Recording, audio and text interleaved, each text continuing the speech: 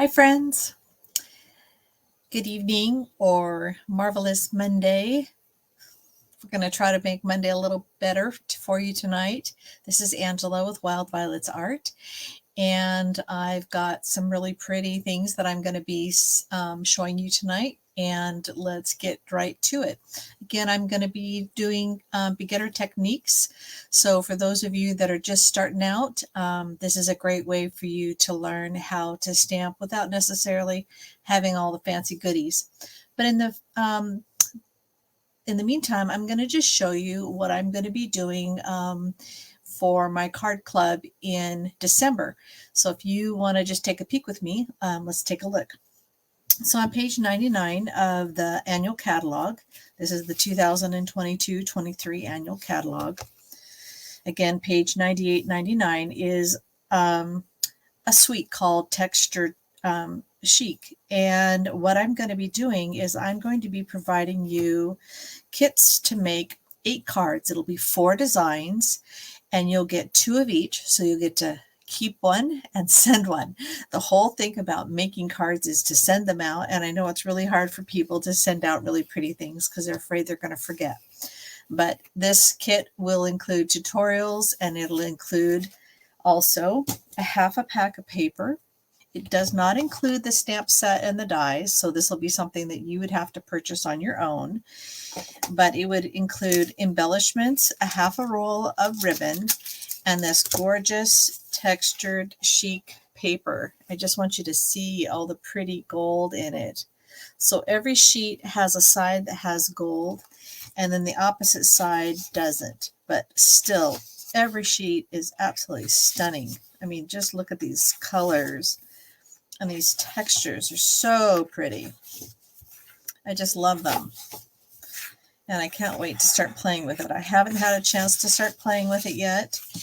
There's so much in the catalog. You can only do so much, especially when you work full time. So hopefully you'll join me. But tonight we're actually going to use the Season of Chic stamp set to show you a real fun technique called faux tile.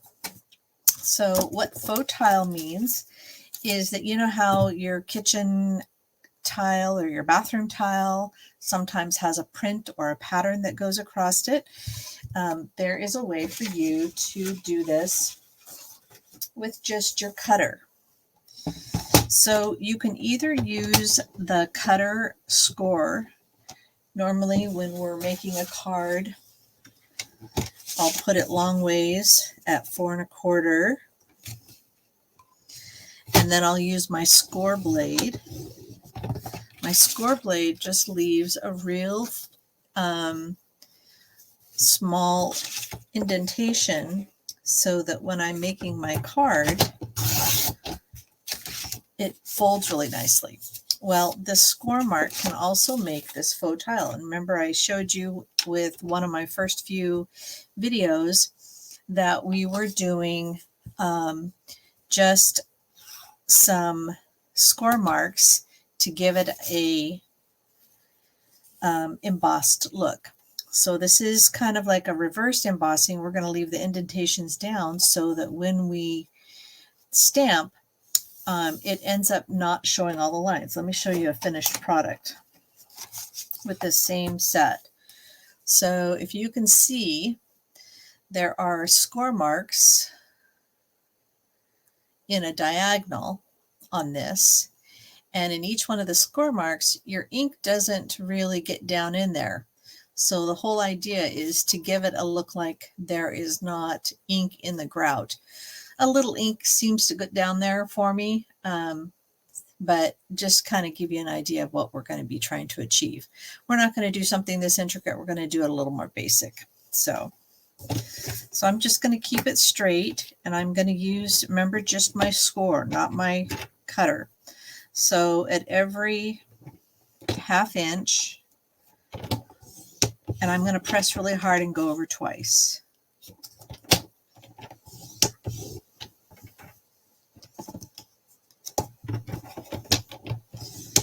So every 1/2 inch, I'm going to move my cardstock over, and I'm just scoring.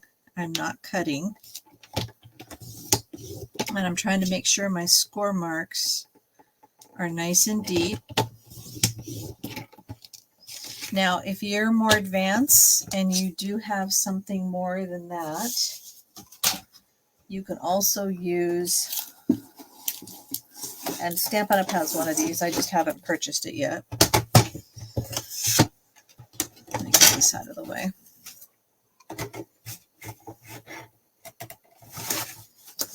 So with this, typically it comes with either a bone folder, or you can use a stylus.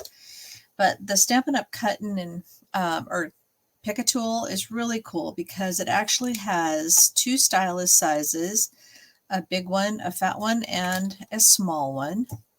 So you could use that, or if you just happen to have a stylus from years ago, you can use that, or you can actually use just one of the corners of your bone folder if you have that.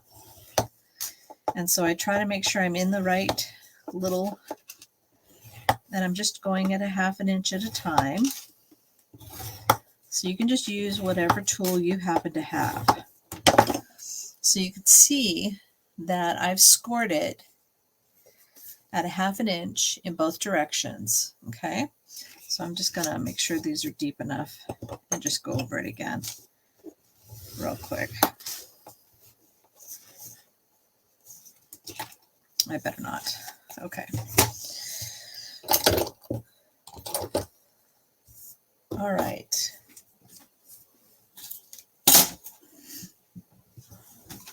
Now we're going to use this Season of Chic, and we're going to use these leaves because they're just really pretty.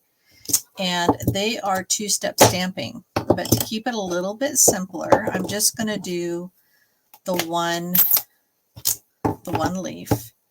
And I'm just going to stamp off so I get two different tones.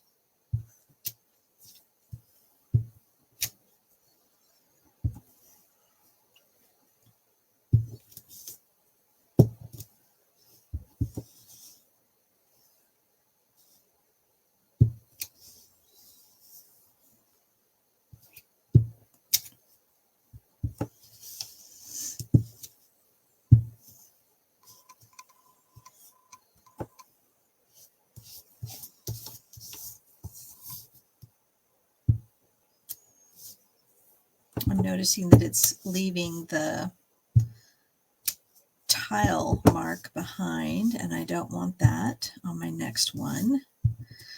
And remember, I like to stamp all the way to the edge so that it looks like the whole thing is covered. So as you can see, you can still see the what would be considered the faux grout marks, and we didn't get a lot of ink in there. Isn't that pretty? All right, now rather than just leaving this by itself, and let me clean off my stamp real quick.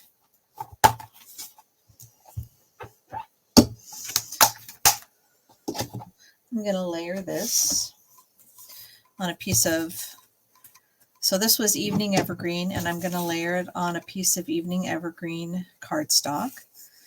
So what I used was a 4 3/4 by 3 1/2 piece. So I'm just going to cut it to 3 3/4.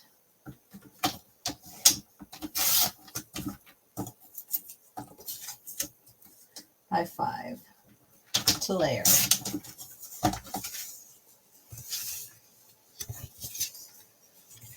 And I'm going to go ahead and pop it up with some dimensionals.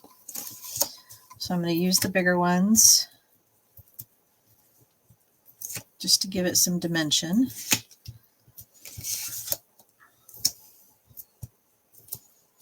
I was actually challenged to use this technique in one of my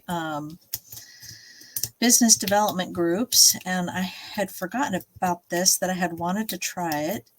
And so this is a great opportunity because it's something that a beginner can do. It's not something that just advanced stampers can do. Now, if you really want to up the game, what folks do is they use the Versamark pad like we used last week, and they will turn it upside down and they'll run it over the whole thing and try not to get any of the Versamark in the grout marks. And then they'll use clear embossing powder over the top of it and then use the heat gun. So then you end up with a shiny surface. If you don't have embossing powder, you don't have a heat gun, you don't have Versamark, you can also just use tape, the packing tape. If you use the clear shiny packing tape, you can also use that and then emboss over the top of it. Just do your little grooves and it looks like the faux tile as well. I think you'd have to put the tape over the top of your inked image. Yeah. Sorry, I haven't done that before, but that gives you an idea. So now let's pop this on a card. And I'm using Soft Succulent for my card base. And this is just an A2 size card. And I'm thinking it'd be really pretty if maybe I had a stamped background. Do you remember last week we tried doing tone on tone stamped backgrounds? And let's just do that.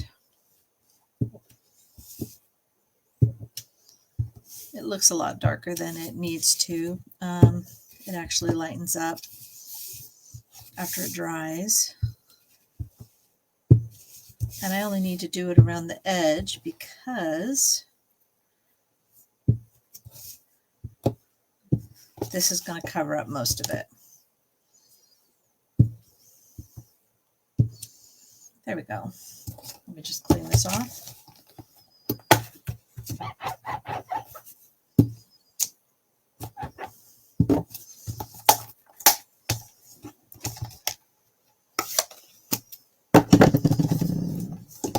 Okay, and all I need to do is glue this onto my card.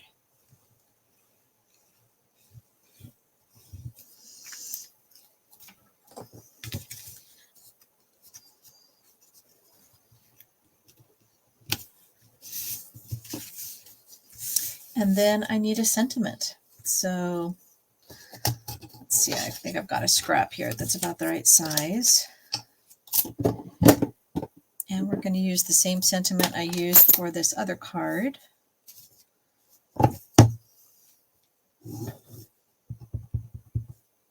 So when you're stamping your sentiments, it's always a good idea to keep your stamp block level. No rocking. There we go. And that way you don't end up with a halo around your sentiment or around your image. So pretend like you're an elephant with ballerina shoes. There's not a whole lot of pressure that you have to put on there, and you can end up with really a pretty image.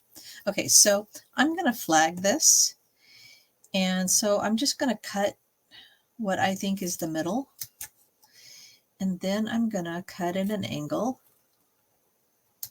to that middle from both sides. And there, I've just flagged it. And I think I'll use dimensionals on this as well. So when you run out of dimensionals and you have this remaining, I always cut these little pieces apart and use them as well, because to me it's like waste nothing. And then I can pop it up. And I'm going to just put it over the edge so you can kind of see the flag. And then let's add an embellishment. So I have these pretty little opal rounds. These are the end colors that match. It's got soft succulent, evening evergreen. It's got fresh freesia. And then I've already used up the pale papaya and the, what was the other color? I think it was polished pink. So this is the polished pink. So anyway, I'm going to use a couple of these.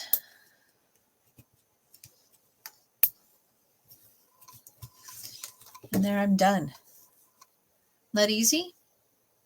So this was just a 3.5 inch by a 4 3/4 piece of cardstock of white, basic white.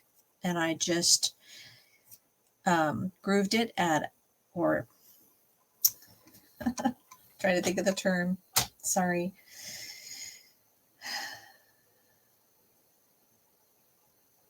I don't know why I'm having a hard time, but I'm having a hard time thinking of the term. Anyway, grooved it every 1/2 inch, going both ways. This one, I did that on the diagonal, and I did the 2-step stamping. So in other words, I stamped the image, and then I came back with the outline. This one, we stamped the image on here, and then we did the outline on the card base to kind of give it a pattern. So I actually like this one better. So a very pretty card. Well, thank you for joining me. That was really fast and easy. And I'll put this on YouTube here. So again, this was Season of Chic, and it's got some beautiful dies that go with it. And if you're willing to purchase either the stamp set for $27 or the bundle, then I'll go ahead and send you something. If you buy just the stamp set, I'll go ahead and send you a card. And if you buy the bundle for $57, I'll send you some embellishments. And if you're interested, I will post my December Card Club link so that you're reminded that I'm going to be sending you kits. It includes a 1/2 of a roll of this really pretty faux suede Blushing Bride ribbon, this rustic metallic adhesive backed dots, and this really gorgeous, I'll send you a 1/2 pack of this really gorgeous textured chic paper. And it's just got all kinds of beautiful paper, and it's any season at all. So, all right, thank you for joining me, and I'll talk to you soon. Have a great week, and enjoy your evening.